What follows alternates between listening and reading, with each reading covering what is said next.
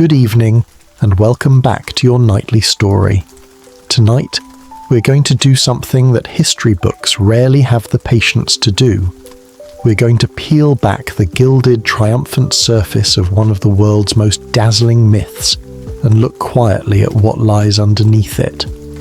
The world knows Napoleon Bonaparte as the small general who conquered empires, who rewrote the laws of nations with one hand and remade the map of Europe with the other, whose name became synonymous with ambitions so vast it seemed to bend the very shape of the continent around it.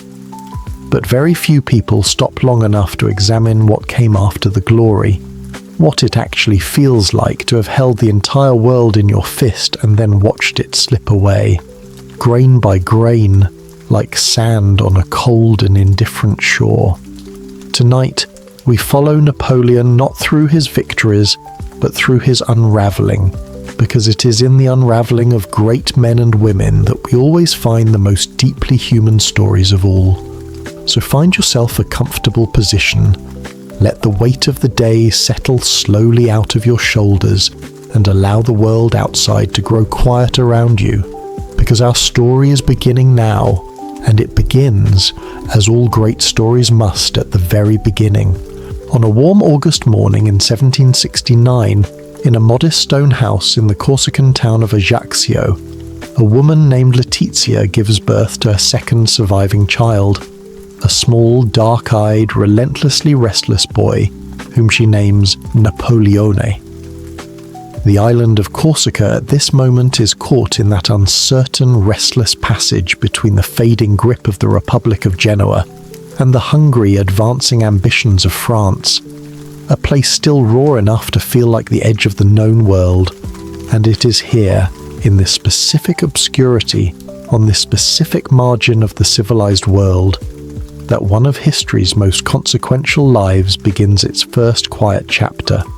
He is not noble by European standards, not truly, not in the way that counts in the drawing rooms of Paris or Vienna, because his family belongs only to the lowest rung of Corsican aristocracy, just respectable enough on paper to enroll him in a French military academy, on a scholarship that exists precisely for families who cannot quite afford to pretend they belong among their betters. He arrives in France at the age of 9, speaking French with a thick Corsican accent that marks him immediately and unmistakably as an outsider, and the other boys mock him for it with the particular cruelty that children reserve for those who are visibly different from themselves. He does not cry, and he does not fight back with his fists, and he does not seek out the friendship of boys who might protect him, because he has already understood, in that precise and combustible mind of his, that none of those responses would actually change anything that matters. Instead, he studies and he reads, and while the other boys in the dormitory fill their evenings with the ordinary pleasures of boyhood, Napoleon is working his way through volumes of history and mathematics and military strategy by whatever light is available to him, sleeping very little, eating very quickly, moving through the world with an intensity that unsettles the people around him because it seems so completely disproportionate to his circumstances. He is sensed, with the clarity of someone who has nothing to lose and everything to prove, that the world is about to change, and that he intends, with every fibre of the extraordinary instrument he is building himself into, to be the one who changes it. We must pause here for a moment and sit with this image, because this is the first and most essential key to understanding Napoleon Bonaparte. He was not born into power, was not handed his destiny like a prince receiving a crown on a velvet pillow in a sunlit throne room, surrounded by the accumulated gravity of centuries. And this fact is the thing that makes him so different from the kings and emperors he would eventually displace, and so dangerous to all of them.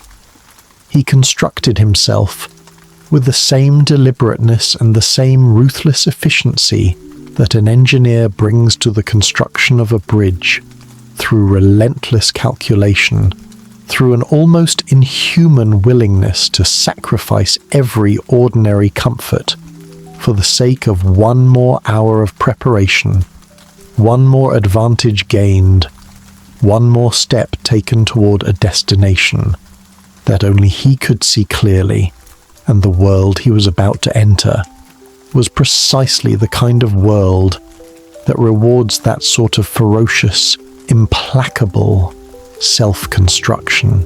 France explodes in 1789, and when it does not merely topple a king, it shatters the entire architecture of the old world, dismantles the aristocracy and the church, and the ancient assumption that the circumstances of your birth determine the boundaries of your life. And in shattering these things, it creates a kind of vacuum at the center of French society, a space where the old order used to stand, now filled with nothing but chaos and possibility, and the terrifying freedom of a future that has not yet been written. For a young Corsican artillery officer with no family connections worth mentioning, and an accent that still marks him as a provincial outsider, this is not catastrophe, it is oxygen. The revolution clears away the men who stood in front of him, who would have blocked his path in any ordinary time simply by virtue of their names and their bloodlines and the comfortable networks of privilege that sustained them. And in clearing them away, it opens a door the size of an entire continent and leaves it standing wide open for anyone brave enough and ruthless enough and brilliant enough to walk through it. It is the spring of 1796, and Napoleon is 26 years old, freshly given command of the army of Italy, a ragged, underfed, demoralized collection of soldiers who have not been paid in months, whose boots are coming apart, whose officers have long since stopped believing that any general sent to lead them actually understands what they are enduring. His senior officers look at him on the first morning with barely concealed contempt, and the contempt is not entirely unreasonable, because he is too young and too short, and has not, by their reckoning, earned the right to stand where he is standing. But then he calls them together, and he speaks to them, and history does not record that he shouts or theatrically pounds his fist on the table, but rather that he simply looks at each of them in turn, with a steadiness and a certainty so absolute that it creates its own kind of gravity, and the contempt in the room, slowly, quietly, unmistakably, transforms itself into something else, into attention, and then into belief, and then into something approaching awe. Within weeks, the army of Italy is fighting like a completely different army. And within months, Napoleon has broken through the Alps and swept across northern Italy in a campaign so fast and so brilliantly conceived that the great military powers of Europe watch it unfold with the deeply unsettling feeling that the rules of war are being rewritten in real time before their eyes. He's not just winning battles, he's winning them in ways that no one has done before, concentrating his forces at the precise weakest point of the enemy line, striking before they can respond, and then moving again before they can recover, so that his opponents are perpetually reacting to a situation that has already changed by the time their orders are written. Speed, concentration, and surprise.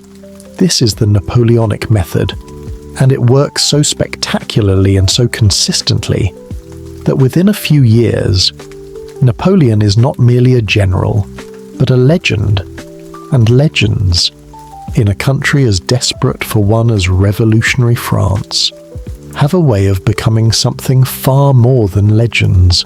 By the autumn of 1799, France has been in a state of revolutionary upheaval for a full decade, has executed its king, and survived several waves of internal political terror and fought half of Europe to a grinding standstill, and is now governed by a 5-man committee called the Directory. 5 men who are, by the consensus of nearly everyone who has to deal with them, deeply and uninspiringly mediocre. Napoleon returns from Egypt, where he's been commanding a campaign that has not gone entirely according to plan, but where he has understood something that many generals before and after him have failed to grasp, that in the age of newspapers and public sentiment, the story of a campaign can matter as much as the outcome, and the story he has constructed around Egypt is a magnificent one, full of ancient mystery and intellectual ambition, and the romance of a young general leading his soldiers across the land of the pharaohs. He steps off the boat in Marseille, and the crowds cheer as if he had conquered the world itself. And 3 weeks later, he steps into the legislature with loyal troops positioned carefully at his back. The coup is messy and nearly fails at several crucial moments, and Napoleon himself almost faints at one point, in a way that is deeply uncharacteristic and that historians have spent considerable energy trying to explain. But by the end of the day, regardless of the mess, it is done. Napoleon is first consul of France, and within 5 years, he will be emperor. We must sit with this transition for a moment, because this is where the story of Napoleon becomes genuinely complicated and genuinely human in ways that are worth understanding before we follow him further. The man who seizes power in that coup is not simply a cynical tyrant reaching for personal enrichment, because the historical record is frustratingly inconvenient for that simple interpretation. He is something more interesting and more morally troubling than that. A man who genuinely believes, with the same unshakable conviction that he brings to everything, that he is the best possible thing that could happen to France at this particular moment in history. He drafts the Napoleonic Code, a legal framework so rational and so clearly written that it still forms the foundation of the legal systems of dozens of countries today. And he reorganizes the schools and the banks and the roads and the hospitals. And he makes peace with the Catholic Church, not because he is himself a believer. He is decidedly not, but because he understands that a nation needs shared symbols, and the Church is the most powerful symbol available. He is, in short, a staggering administrator, a man who can hold the entire complexity of a functioning civilization in his mind and organize it with the same clarity and efficiency that he brings to the organization of an army. But administrators do not become legends, and Napoleon cannot stop needing to be a legend, cannot stop reaching for the next campaign and the next victory and the next redrawing of the map, because the part of him that lay awake in a cold military dormitory at 9 years old, reading by candlelight, burning with the need to prove that a Corsican outsider could outthink and outperform every Frenchman in the room, that part of him never rests. Not even when he has already won. Not even when the winning has become its own most subtle and most dangerous kind of trap. It is the summer of 1812, and Napoleon stands at the eastern border of his empire, preparing to do something that every military strategist before him had attempted, and every military strategist after him would caution against in the strongest possible terms. He's preparing to invade Russia, the vast, cold, infinite Russia that has swallowed every army that has ever marched too deeply into its interior and never given them back. His advisors object, and some of them beg him to reconsider, laying out with careful logic all the reasons why this venture is different from everything he has done before. Russia is simply too vast. The supply lines are impossible to maintain over such distances. The Russian winter is not a weather system, but a weapon. and the further an army advances into that immensity, the more it weakens itself in ways that have nothing to do with the fighting ability of the enemy. Napoleon nods at each of these arguments, with the appearance of a man who has genuinely heard them, and then he invades anyway. Something has changed in him by this point, something that has shifted gradually and almost invisibly over the years of unbroken success, so that the man who once calculated everything with the precision of a trained artillery officer has begun to believe in himself in a way that has curdled, almost imperceptibly but quite thoroughly, into something very close to delusion. He has won so many times, against such overwhelming odds, in such seemingly impossible circumstances, that winning no longer feels like an outcome that requires careful preparation. It feels like a law of nature, as reliable and as inevitable as the rising of the sun. And his mind, which is still extraordinarily brilliant, has simply stopped being able to construct a model of the future in which it does not prevail. This is what unchecked power does to even the very intelligent. When it has been held for long enough and confirmed often enough, it does not make them stupid. It makes them certain, and certainty, in a world as chaotic and contingent as this one, is often functionally indistinguishable from blindness. More than 600,000 men, the largest single military force ever assembled in European history up to that point, march east into Russia that summer, and Russia retreats before them, not in defeat, but deliberately, in a calculated withdrawal that is itself a form of attack. Because the Russian General Kutuzov understands something about space and time and logistics that Napoleon, in his certainty, does not wish to understand. The army advances deeper and deeper into a land that grows progressively emptier around it, the supply lines stretching thinner with every mile, the autumn deepening around them, the temperature beginning its long and inexorable drop toward the cold that will define everything that follows. Moscow is taken in September, and Napoleon sits in it, waiting for Tsar Alexander to surrender, writing increasingly impatient letters to the Russian court that receive no reply, because Alexander has understood that time is on his side in a way that it has never been on anyone's side against Napoleon before, and he is content simply to let the winter do what his armies could not. When the cold arrives, not as a metaphor or a rhetorical device, but as a physical event of almost inconceivable brutality, with temperatures dropping to minus 30 degrees Celsius, men freezing where they stand, horses dying in the night by the thousands, the retreat of the Grande Armée from Moscow becomes one of the most harrowing episodes in the entire history of organized warfare, a catastrophe so complete that of the 600,000 men who crossed into Russia in the summer, fewer than 100,000 return.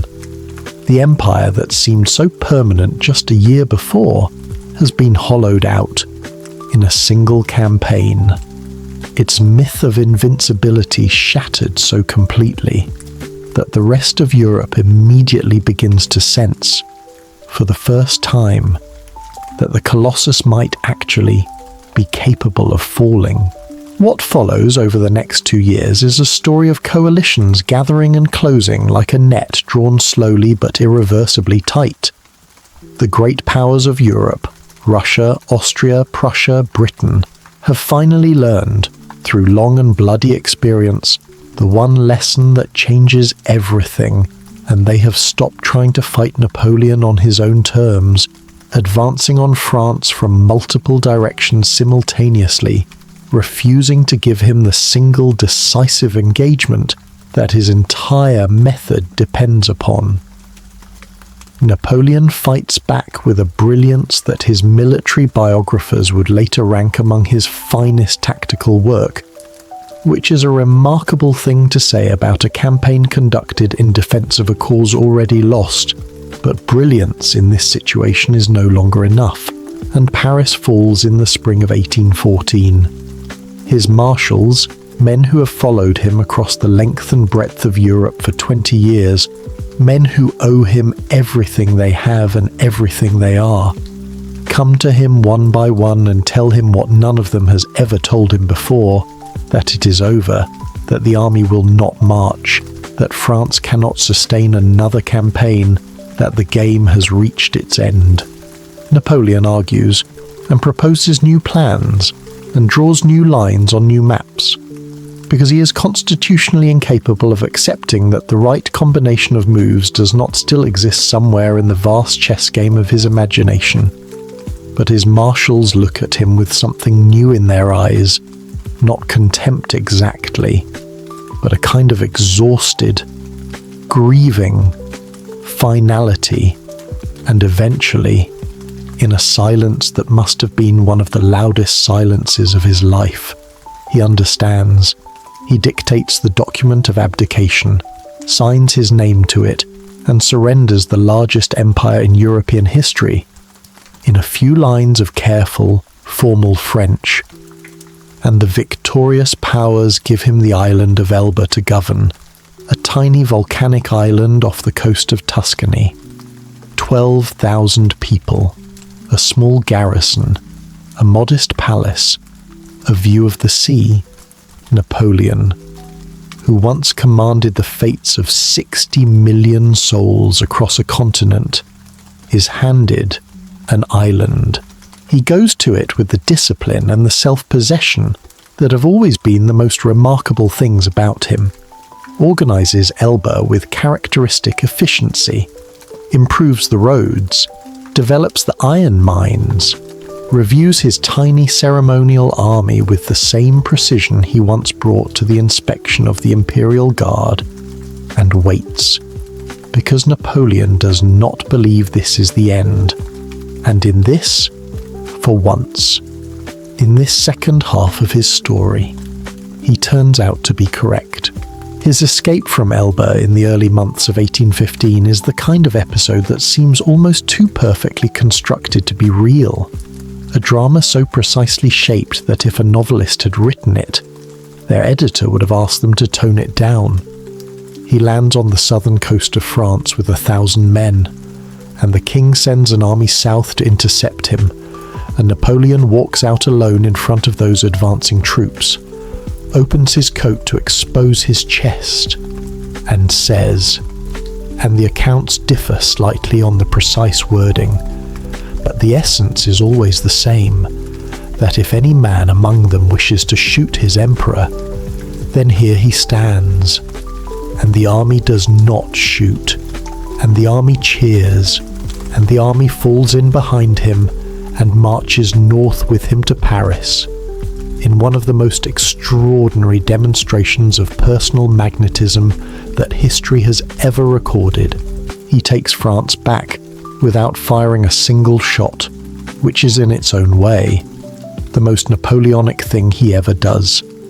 Across the 100 days of his restored empire, he prepares for the war he knows is coming, and the war comes at Waterloo on the 18th of June, where Wellington and his allied forces hold a defensive line through a long and brutal day, while Napoleon throws everything he has against it, with the conviction that one more push, one more concentrated effort at precisely the right point, will break it open.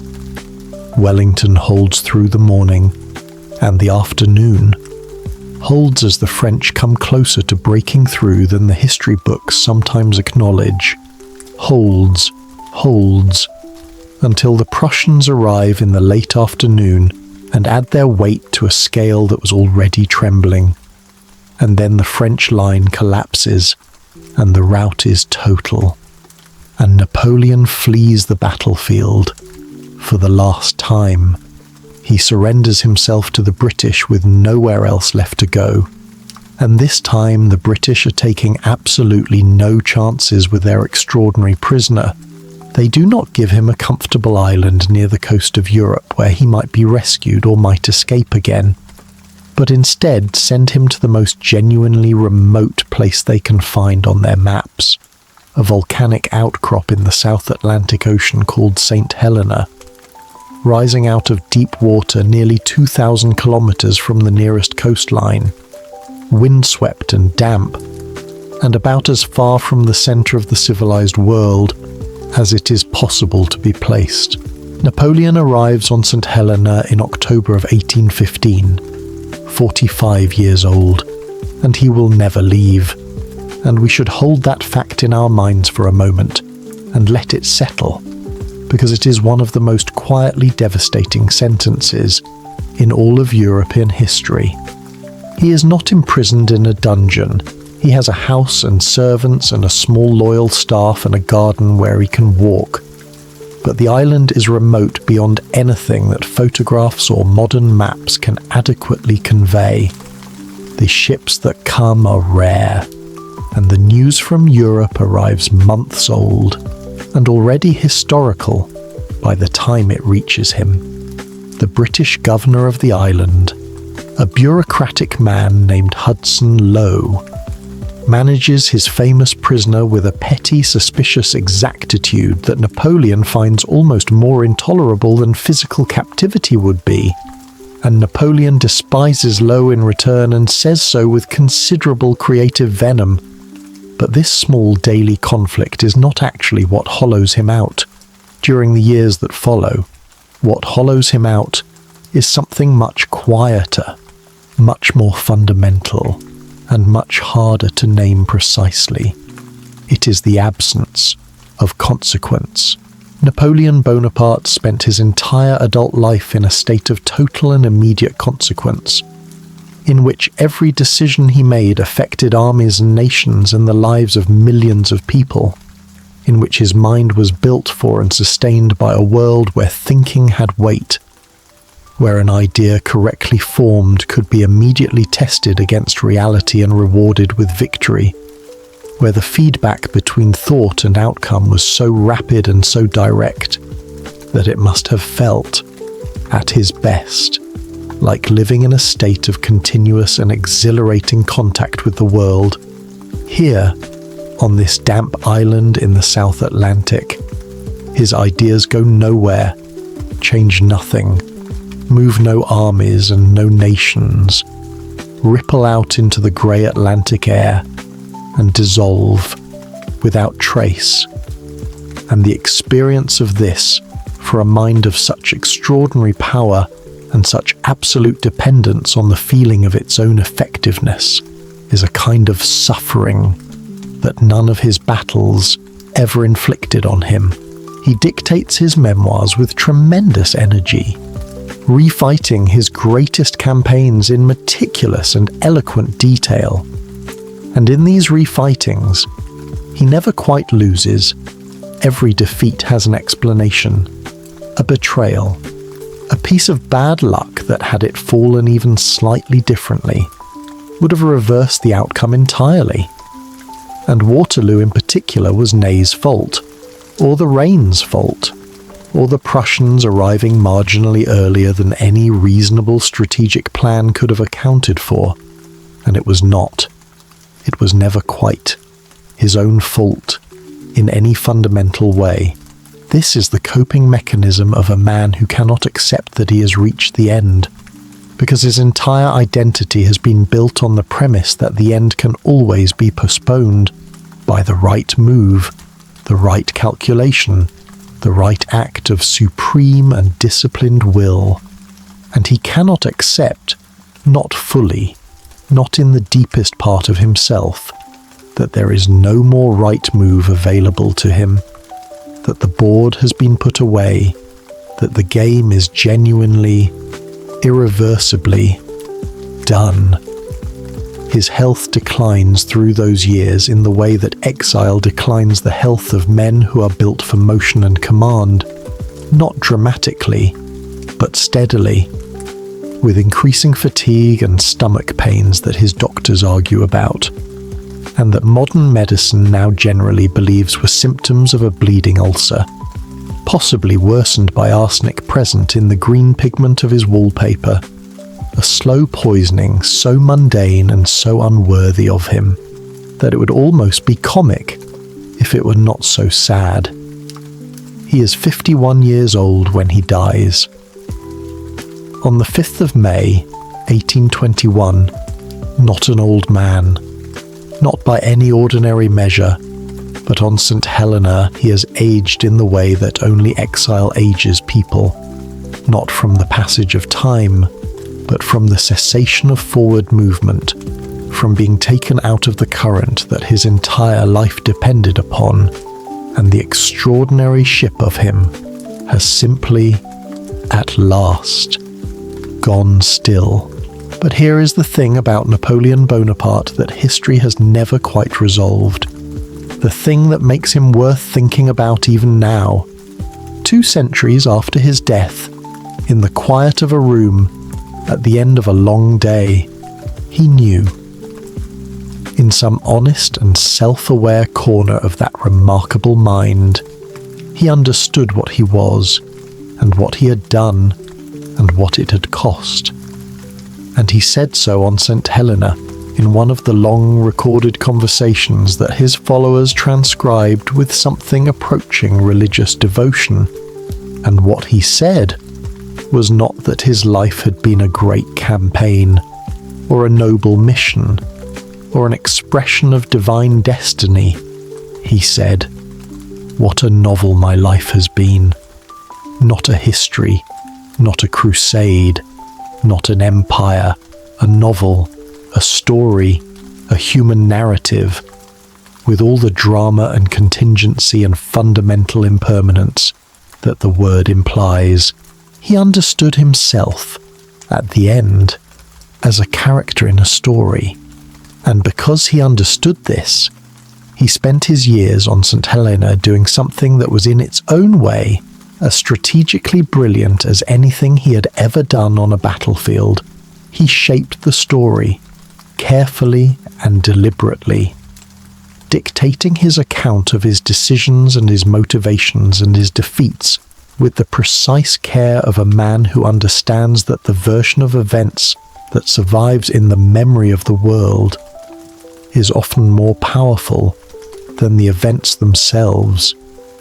He positioned himself not as a tyrant who had imposed his will on a suffering Europe, but as the legitimate heir of the revolution, the man who had taken the ideals of 1789 and given them armies, given them a legal code, given them a form durable enough to outlast every throne he had threatened. The champion of ordinary people everywhere, against the hereditary privilege of kings. And the extraordinary thing is that it worked, because he died in 1821 as a forgotten prisoner on a distant island that most Europeans could not have found on a map.